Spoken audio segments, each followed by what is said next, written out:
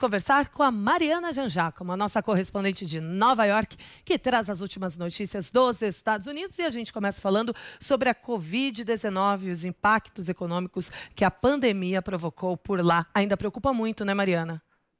Preocupa sim, Kalina. Infelizmente, más notícias, aliás, sobre a pandemia aqui nos Estados Unidos.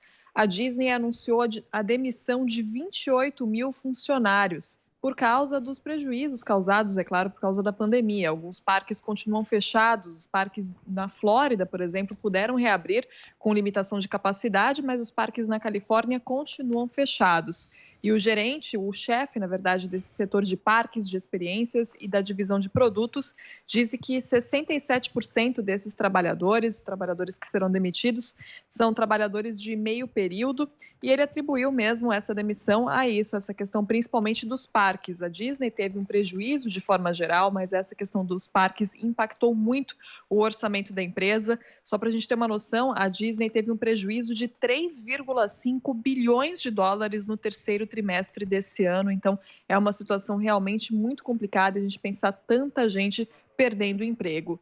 E aqui na cidade de Nova York, uma outra informação preocupante é que a taxa de casos positivos, a porcentagem de testes diários, testes feitos diariamente com resultados positivos, voltou a ficar acima dos 3%, agora está em 3,2%, e isso bem na semana em que os restaurantes aqui na cidade de Nova York podem voltar a atender do lado de dentro com limitação de capacidade, com apenas 25% da capacidade, mas podem começar esse atendimento. Antes, os restaurantes só podiam operar do lado de fora, nas mesas na calçada, nas ruas, porque aqui foi um processo de reabertura bem gradual e bem cuidadoso, e até agora essa taxa tinha ficado bem estável, tinha ficado bem baixa, só que acima de 1%, 2% já começa a acender o sinal de alerta, 3% então, o prefeito já está falando em aplicar algumas medidas adicionais nos bairros onde esse aumento acontece. E também nessa semana, muitas escolas voltaram a funcionar. Na próxima segunda-feira, outras também devem voltar a operar. Então, tudo isso bem nesse momento, com as taxas subindo, muito preocupante, Kalina. É, amedronta a gente mesmo. Um outro destaque daí, né, a terça-feira, a noite de terça-feira, foi marcada por um debate polêmico entre Joe Biden e Donald Trump, né, Mariana? Kalina, olha, foi caótico. Acho que caótico é a palavra que descreve melhor o que a gente viu nesse debate de ontem entre o Joe Biden e o presidente Trump. O que aconteceu é que o mediador, que é o Chris Wallace, um jornalista veterano da Fox News, ele teve que praticamente implorar várias vezes para poder fazer as perguntas, para poder falar com os candidatos. O presidente Trump interrompia o Joe Biden, interrompia o mediador, e aí o Biden ficava visivelmente irritado, ficava confuso, acabava perdendo a linha de raciocínio. Teve até um momento em que o Biden mandou o presidente calar a boca. Ele falou, shut up, man, mandou o presidente calar a boca, chegou a chamar o presidente Trump de palhaço, e foi difícil. Quem saiu perdendo, na verdade, foi o eleitor, porque foi difícil ouvir sequer uma resposta completa, sabe? Eles falavam tanto um em cima do outro, foi um debate tão cheio de interrupções que o eleitor que foi assistindo, que ainda está indeciso e foi assistir procurando por respostas, querendo ouvir respostas e propostas, não conseguiu, com certeza saiu frustrado.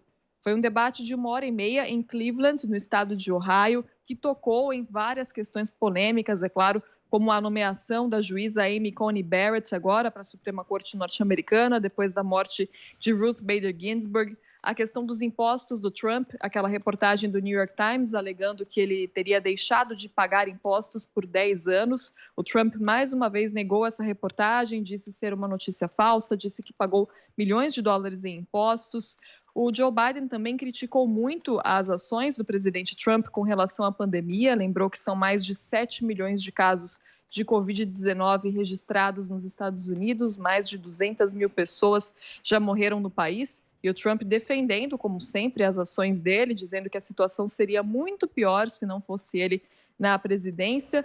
Também falaram bastante sobre a questão dos protestos, do racismo aqui nos Estados Unidos.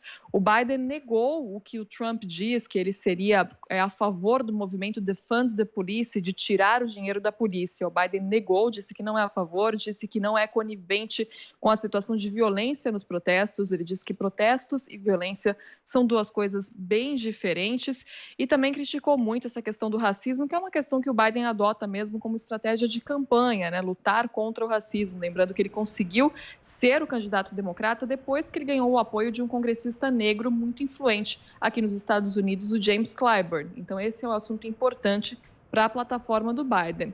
E olha, só para encerrar, Karina, um último ponto, até o Brasil fez parte desse debate, viu? O Joe Biden disse que o Trump não está fazendo nada sobre a destruição das florestas tropicais no Brasil.